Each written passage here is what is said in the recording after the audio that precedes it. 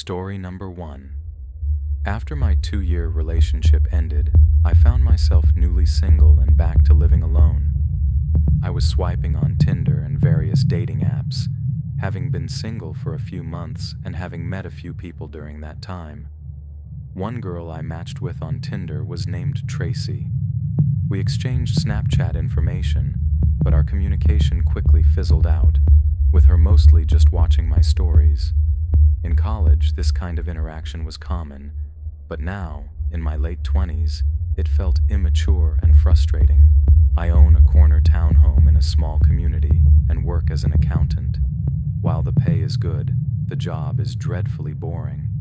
After my ex moved out, I anticipated enjoying the privacy and quiet, but that novelty wore off quickly. I realized that I might be more suited for a relationship or just prefer having people around, as being alone began to weigh on me. This is why I found myself constantly swiping on dating apps, eager to go on dates just to get out of the house. Last December, I posted something on my Snapchat story related to Christmas, and to my surprise, Tracy commented. We struck up a conversation about doing some Christmas-themed activities together. I suggested ice skating or visiting a village to see the decorations, but she proposed decorating my Christmas tree instead. I had a fake tree stored in the attic, so I told her I hadn't set it up yet because it required 2 people to get it out. She offered to help, and I figured why not. I invited her over around 9 p.m. That evening, I rushed to the liquor store to buy wine, vacuumed, and tidied the place up. After the breakup, I realized how quickly a home can get dirty without my ex's cleaning habits. When 9 p.m. rolled around, I sat on the couch, pretending to be engrossed in a movie while waiting for Tracy. After a while, I thought she might be flaking, but at 9:30, she messaged me that she was outside. When she walked in, I was shocked to find she was taller than me, at least 6 feet, as I'm 5 feet 10 inches. She had an overwhelming scent of cheap perfume that masked a hint of body odor, which was off-putting. We settled on the couch, our legs touching, and I offered her some wine. As we toasted with glasses of Merlot, she accidentally spilled wine on my light blue couch. I wanted to scream but managed to stay composed, assuring her it was fine while I grabbed a damp paper towel to clean it up. Tension hung in the air, so I suggested we get the tree from the attic. I climbed up and handed her the pieces one by one, until I reached the largest part that I couldn't manage alone. Tracy, however, effortlessly grabbed it. Once we assembled the tree in the living room with Christmas music playing, I poured her another glass of wine, and I started to feel a bit woozy. As I retrieved the boxes of ornaments from the crawl space, I noticed Tracy was no longer in the living room. I assumed she was in the bathroom and called her name, but when I checked, she was gone. I started to panic, wondering if she had left or if something was wrong. I collapsed onto the couch, feeling more comfortable than before, and periodically checked my phone to see if she had opened my Snap. Eventually, everything faded to black. I woke up in darkness, disoriented and weak. My phone illuminated the room, and I noticed a tall silhouette standing in front of me. I didn't scream. I just whispered, "Tracy," but she didn't respond. I turned on my phone's flashlight and realized it was indeed Tracy, standing still, looking down at me. I felt paralyzed, unable to move, whether from fear or whatever she had slipped into my wine. She suddenly turned and sprinted down the stairs, and I heard something slam, likely the front door. My mind raced as I checked my Snapchat, only to find her account was gone. She had blocked me. I looked outside, saw no cars except mine and my neighbor's, and realized I hadn't seen her arrive in a vehicle. Searching my home, I discovered that every bottle of pills I owned was missing. My vitamins, supplements, Adderall, and even a bottle of Oxy from a past surgery. I called the police to report the robbery, giving them Tracy's Snapchat username and the name she provided, Tracy Gibson. The police knocked on my neighbor's door, but he hadn't seen or heard anything unusual. After about 20 minutes, they left. I secured my keys, ensuring she couldn't get back in, but Tracy had vanished without a trace. In hindsight, her quirky behavior made sense. I suspect she was older than she claimed and possibly homeless with a serious drug addiction. The overpowering perfume was likely an attempt to mask her body odor, and she must have laced my wine while I was in the attic. The image of her silhouette looming over me will forever haunt me. Story number 2. This incident took place on Christmas Eve in 1997 when I was just 7 years old. My family is Jewish, so Christmas Eve was just another night for us. My father, a doctor, always worked on call during the holidays, leaving my little sister and me alone with our mother, who struggled with alcoholism. As a child, I didn't understand what alcoholism meant. I just knew my mother was typically passed out after dark. My sister and I were downstairs watching TV when we heard a knock at the door. As the oldest, I went to see who it was. Through the glass panes of our front door, I saw a man in a Santa suit holding a bag. He smiled and waved at me, asking me to let him in so he could give me presents. I found it odd that Santa would come to our house, so I told him Santa wasn't real and reminded him that Jews celebrate Hanukkah, not Christmas. His demeanor shifted as he insisted he was real and had changed the rules this year to include Jewish children.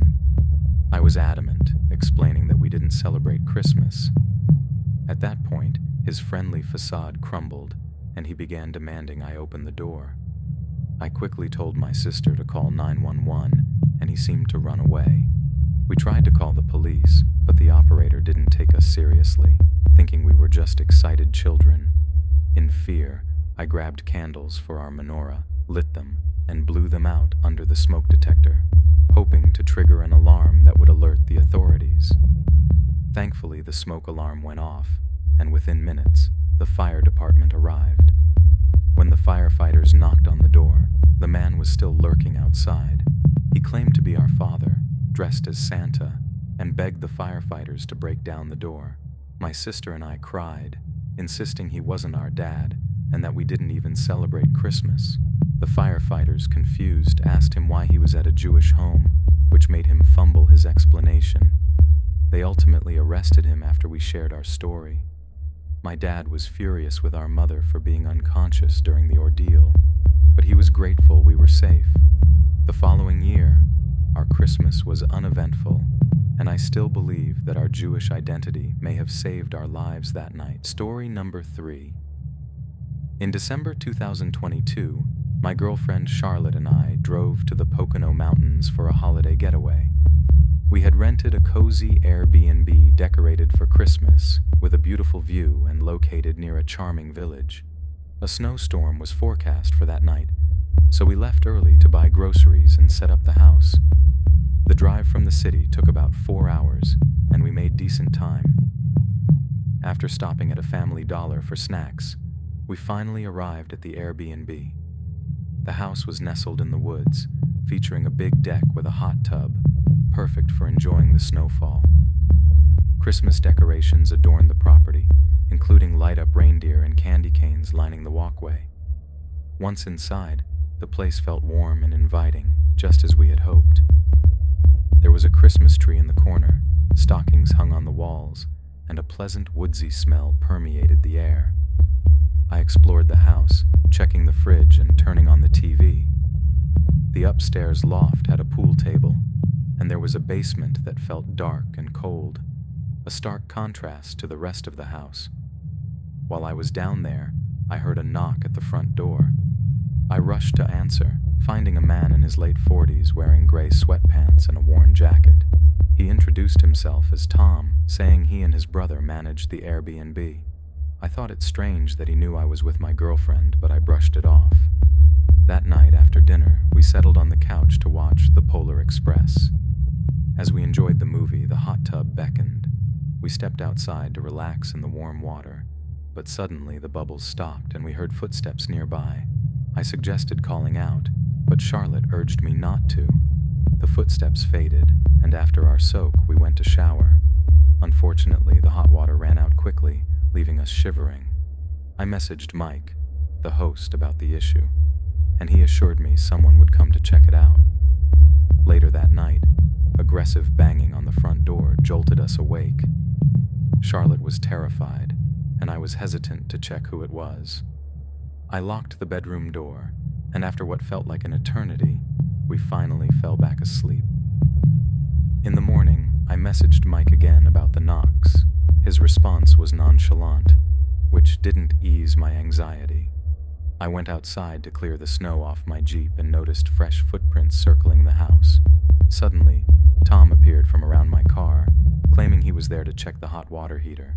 I mentioned the knocks and the footprints, and he casually remarked that strange people often roamed the area at night. I felt uneasy, but didn't want to overreact. Tom entered the house, headed for the basement, and I began to feel anxious. I texted Mike, asking if Tom was supposed to be there. Mike's reply shocked me. He had no brother named Tom. Panic set in, and I quickly gathered our belongings, urging Charlotte to hurry. As I started the car, I glanced in the rearview mirror and saw Tom approaching. I drove away as fast as I could. We called Mike to explain everything and urged him to contact the police. Hours later, Mike called back, informing us that the police had searched the house but found no one. We spent the rest of the day driving around to calm our nerves before heading home. Mike later apologized and assured us he would investigate further. The thought of that man watching us, possibly intending harm, still sends chills down my spine.